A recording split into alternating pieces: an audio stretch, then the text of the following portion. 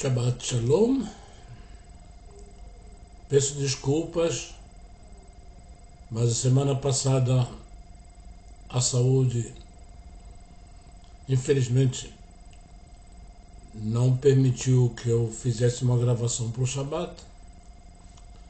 Mas é isso mesmo, né? É a idade. Nós estamos neste Shabbat finalizando o livro de Levítico, Bechukotai, nos meus mandamentos, nas minhas leis, é o nome da Parashá, que vai de Levítico 26, versículo 3, até 27, versículo 34. Haftará será Jeremias 16, versículo 19, até 17, versículo 14. E para a Nova Aliança, vamos ler João 14, do 15 ao 21, e 15, do 10 ao 12, e também a primeira carta a João, integralmente. Essa é a Nova Aliança para este Shabbat. E na verdade, quando nós chegamos no fim da leitura da Torá em Deuteronômio, veremos uma versão bem mais ampliada do que é esta Parashá, que praticamente está dizendo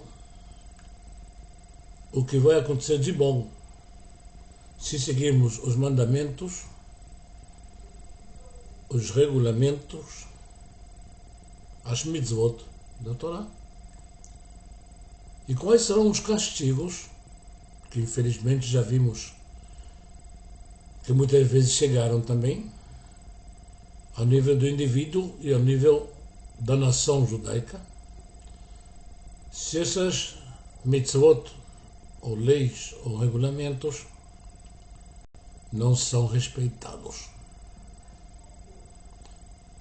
E muitas vezes as pessoas perguntam: como é possível que Deus tenha escrito ou dado a Moisés tão detalhadamente tantas pequenas coisas que, a parecer, não são tão importantes? Devemos lembrar duas coisas. Moisés recebe a mensagem divina e ele passa para a humanidade, passa para os judeus, os israelitas no deserto, que vão passar ela para frente, mais tarde, para a humanidade inteira. Inspirados por Deus, ditados por Deus. Qual é a diferença? O importante é o conteúdo dessas leis. E o importante é que, infelizmente, a maior parte da humanidade, incluindo o povo judeu, não segue essas leis. Interessante, e não muita gente sabe, que no começo do que nós chamamos a era cristã, na época depois do nascimento de Yeshua terrestre, tinha um movimento muito grande de pagãos para o judaísmo, querendo se converter ao judaísmo, ou pelo menos tentando chegar perto do judaísmo, no seu conteúdo. É assim que nós temos o que chamamos prosélitos. Os prosélitos não se convertem ao judaísmo, mas estão apoiando a comunidade judaica, estão apoiando as sinagogas, e nós vemos isso na história do centurião de Cafarnaum, que dava dinheiro para a sinagoga. Imagina, um oficial do exército romano pagão dava dinheiro para a sinagoga, para os judeus. E nós vemos em muitas sinagogas do Oriente Médio que na entrada tinha duas colunas. Uma delas com o nome dos líderes, as pessoas mais importantes da comunidade daquela cidade, ou daquela sinagoga, e outra era uma lista de não-judeus, de prosélitos, que estavam colaborando com a sinagoga financeiramente. O que atrai os pagãos para o judaísmo. E posteriormente vai atrair os pagãos para o cristianismo, que eles veem como uma porta de entrada mais fácil ao conteúdo ético e moral do judaísmo. Nas religiões pagãs, o elemento social não existe. O conceito básico da Torá, que deve se cuidar da viúva, do órfão, do idoso, esses conceitos básicos não existem em nenhuma religião pagã. Isso atrai muita gente. O fato de que no povo judeu o idoso é respeitado, ele é mantido. Eu não tenho vergonha de dizer que muitas das comunidades que eu ensinei de aulas hoje me apoiam financeiramente. Não porque estão obrigados a fazer isso. Eles fazem isso como ofrenda de amor, como um sentido de dizer obrigado. E mais que nada porque é o mandamento da Torá. Cuidarás do idoso. Muitas religiões pagãs têm uma série de leis, escravos, administração civil, mas as leis morais que vão atrair muita gente ao judaísmo, nelas não existem. Agora, o que acontece?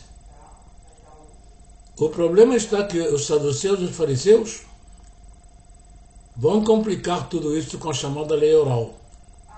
E nos últimos séculos antes de Yoshua, vão estar inventando e escrevendo novas e novas leis para a conveniência deles, dizendo que são derivados da Torá.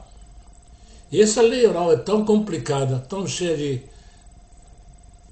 digamos, leis feitas a propósito ou à medida deles, que afasta os não-judeus. E eles veem em Yoshua a porta fácil do judaísmo, porque ele diz: eu não vim mudar a lei, quer dizer, eu não vim mudar a Torá. Vocês podem seguir a Torá e não precisam ser circuncidados na carne, virar de judeus, não precisa fazer conversão ao judaísmo. E deixem de lado todas essas leis orais inventadas pelos saduceus e pelos fariseus, à medida deles, porque não são parte da Torá. E o que acontece hoje exatamente no judaísmo ortodoxo em Israel? Livros e mais livros e mais livros de leis que foram inventados por tal e qual rabino, e eles são os descendentes diretos dos fariseus, que dizem o que fazer, mas não fazem o que deve ser feito, na sua imensa maioria. E não é à toa que os livros de Maimônides, o Rambam, e muitas comunidades ortodoxas de hoje em dia foram queimados, porque eles seguem a Torá rigidamente. As leis têm valor, têm conteúdo, mas mais que nada tem o contexto de fazer um mundo melhor. Tikkun Olam, vamos repetir isso muitas vezes ainda. O mundo só pode ser melhorado seguindo os preceitos da Torá, que são universais. Não são apenas escritos ou doados ou dados ao povo judeu unicamente. Os valores éticos e morais do judaísmo estão na Constituição de muitos países do mundo. Até que ponto são respeitados? Aí está o problema.